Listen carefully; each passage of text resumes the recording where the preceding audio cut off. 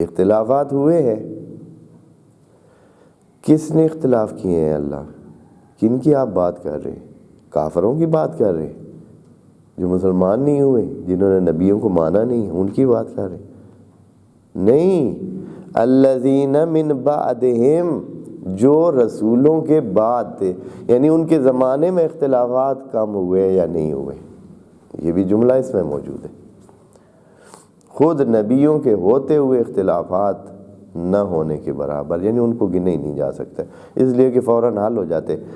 اختلاف ہوا ہے، جائیں نبی کے پاس، اصلی حالت پوچھ لیں، حق پر کون ہے، باطل پر کون ہے، فوراً پتہ چل جائے گا، مسئلہ ختم۔ نبی کے ہوتے ہوئے اختلاف کا ہونا تو بنتا ہی نہیں ہے۔ کوئی بھی مسئلہ ہو، حق اور باطل کی شناخت فوراً نبی کے ذریعے ہوئی، حق والا برقرار رہے گا، باطل کو ہٹنا پڑے گا، بات ختم ہو گئی۔ من بعدہم، یعنی جو اختلافات ہوئے وہ ہوئے بھی بعد رسل ہے، ہم کی ضمیر رسل کی طرف جا رہی ہے۔ اچھا اے اللہ، یہ جو اختلافات ہوئے ہیں تو آپ کے پیغام میں کوئی کمی کسر رہ گئی تھی؟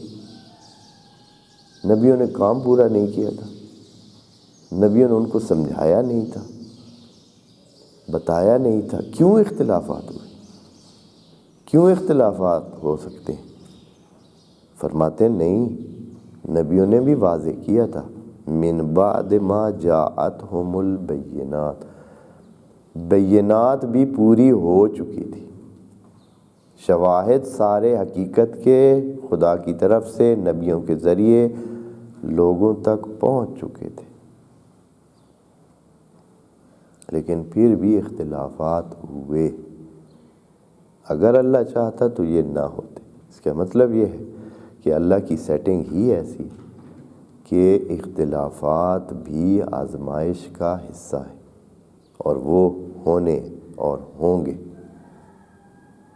اچھا یہ تو ہو گیا۔ اچھا ایک میں اس کے لیے، آپ اس بات کی مدد کے لیے آپ کو کہتا ہوں کہ مرنا جینا اللہ کے ہاتھ میں ہے۔ ہم اپنے نبی کو ہی لے لیتے ہیں، پچھلے انبیاء میں بھی ایسے ہو سکتا تھا۔ جناب نوح نے کتنی زندگی کی ہے تبلیغ کے لیے؟ اگر اللہ چاہے تو قرآن کے مطابق 950 سال، 1000 عام الا 50، 1000 سال 50 کم۔ اگر چاہے تو وہ اتنا ٹائم تبلیغ کے لیے دے سکتا ہے۔ تو اے اللہ، جب مانا نہیں ہے لوگوں نے تو 950 سال تک تبلیغ جاری رہی، جب مان جاتے ہیں تو آپ زندگی جلدی سے اس کی ختم کر دیتے ہیں۔ کوئی مجبوری تھی کہ نبی اب کتنی سال کی عمر میں وفات پائی ہے؟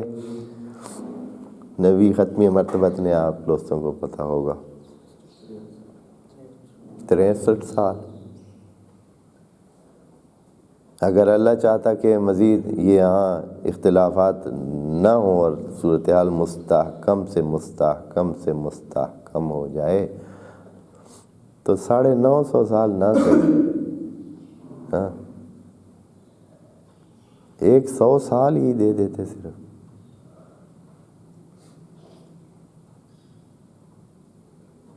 مزید کچھ سال اور زندگی مل جاتی،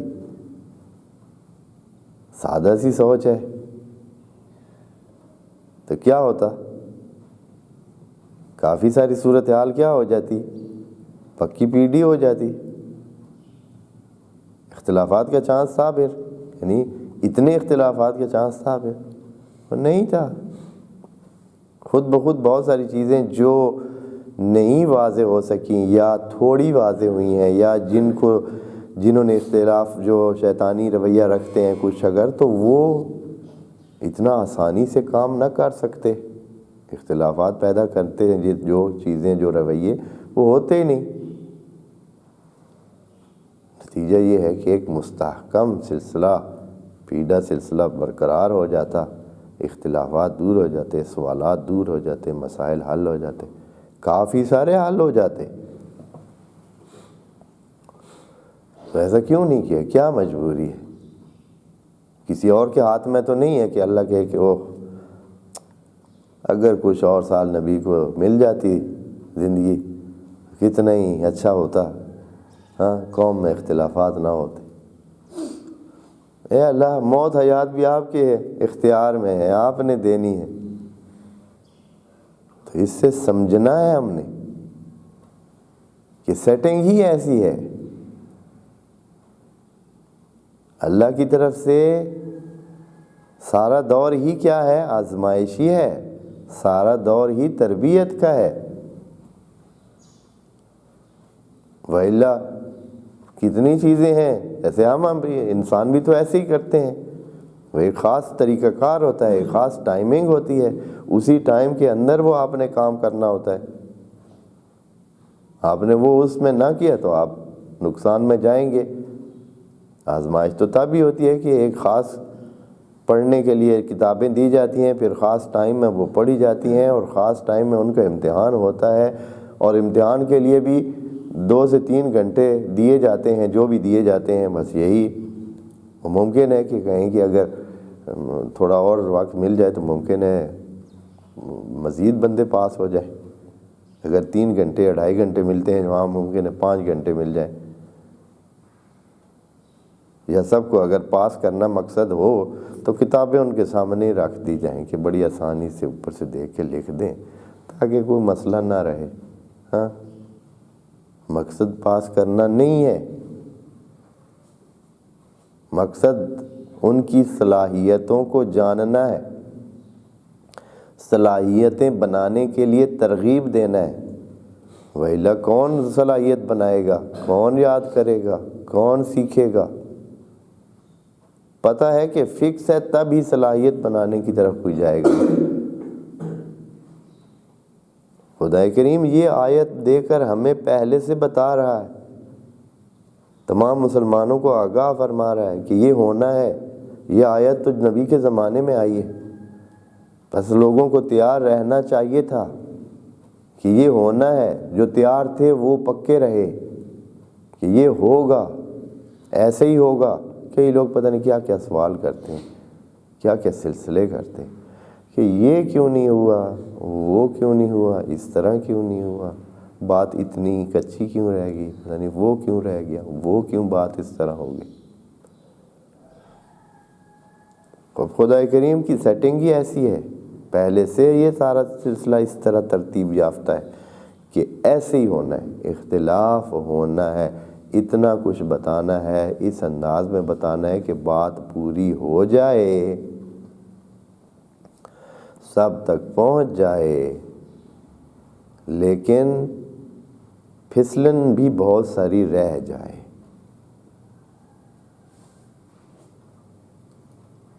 پھسلن کی جگہ بھی موجود ہے کہ جن کے دل میں فی قلوبہم مرض، خدا کریم کا اپنا بتانا ہے کہ جن کے دل میں مرض ہوگی وہ حتماً کدھر پاؤں رکھیں گے؟ وہ کیلے کے چھلکے کے اوپر ہی پاؤں رکھیں گے. اور جنہوں نے بچنا ہوا وہ کوشش کر کے دھیان کر کے اپنا پاؤں پھونک پھونک کر دھیان کر کے رکھیں.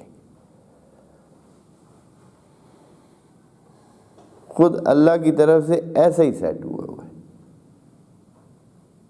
یہ کوئی ایسے نہیں ہے کہ بس اوئے ہوئے یار بڑا ہی کیا ہو گیا، امت تو گئی، اب 1400 سال ہو گئے ہم اسی بات کو رو رہے ہیں کہ امت اختلافات کا شکار ہو گئی.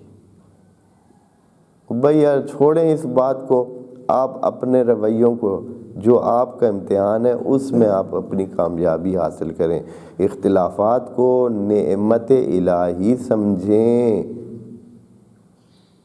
یہ رسول پاک کی ایک حدیث ہے، اختلاف امتی رحمہ وسعت رحمتہ کل شیء. میری امت کا اختلاف بھی رحمت کا ہی ایک پرتو ہے. یہ یہاں اللہ یہی فرما رہے ہیں، اللہ کا کام کوئی ہے جو رحمت سے ہٹا ہوا ہو؟ اصلاً اس کی طرف سے جو آتا ہے وہ رحمت ہی ہوتا ہے۔ اور جو ان اختلافات میں اپنے آپ کو صحیح راستے پہ رکھا، سمجھداری سے کام لیا، عقل سے کام لیا، اس کی کہ بھائی فلاں ادھر ہے تو ہم ادھر ہی ہیں، فلاں ادھر ہے تو ہم ادھر ہی ہیں، یہ ان چیزوں سے بچ کے رہا، سیدھے راستے پہ گیا۔ جو بھی سیدھے راستے پہ ہے اس کے ساتھ، اگر سیدھے راستے پہ کوئی نہیں ہے تو ناموں سے فرق نہیں پڑتا ہے۔ سیدھا راستہ خدا کریم نے واضح کر دیا، آپ سیدھے راستے پہ چلیں۔ ایک ایک آیت ہمیں راستہ بتانے کے لیے کافی ہے، ایک ایک آیت۔ تعاونوا علی البر والتقوی ولا تعاونوا علی الاثم والعدوان، یہ کتنی سادہ سی آیت ہے، اسی کے اندر آپ سب کچھ موجود ہے۔ کس کو نہیں پتہ ہے کہ گناہ کیا ہے، کس کو نہیں پتہ ہے ثواب کیا ہے، اچھائی کیا ہے، برائی کیا ہے؟ ہر بندہ جو عقل رکھتا ہے اس کو یہ اچھائی برائی کا پتہ چلتا ہے۔ صرف اس وجہ سے کہ کیونکہ یہ فلاں قبیلے سے ہے، فلاں طائفے سے ہے، فلاں فرقے سے ہے، اس کے ساتھ برائی میں کوئی حرج نہیں ہے۔ یہ کس کا فارمولہ ہے؟ یہ شیطان کا فارمولہ ہو سکتا ہے۔ رحمان کا فارمولہ یہ ہے کہ جو صراط مستقیم پر ہے، جو اچھائی کر رہا ہے، جو اچھا ہے وہ اچھا ہے، کسی اس کو نہیں دیکھنا ہے۔ اینما تولوا فثم وجہ اللہ۔ اور پیچھے ہم آیات پڑھ چکے ہیں قبلہ کے واسطے کہ ان چکروں میں نہ پڑیں۔ فاستبقوا الی الخیرات، آپ نے جو مقابلہ کرنا ہے وہ خیرات میں مقابلہ کریں۔ یہ نہیں کہ اچھا یہ اس طرف اس قبلہ کو اپنائے ہوئے ہے، یہ اس قبلہ کو اپنائے ہوئے ہے، یہ اس طرح، یہ چیزیں مہم نہیں ہیں، مہم وہ خیرات ہے۔ اس آیت قبلہ کے بعد یہ بات آئی تھی، آپ دوستوں کو یاد اگر یہاں خدا کریم فرما رہے وَلَوْ شَاءَ اللَّهُ مَا اقْتَتَلَ الَّذِينَ مِن بَعْدِهِمْ، ٹوٹل سب کے ساتھ کہہ دیا۔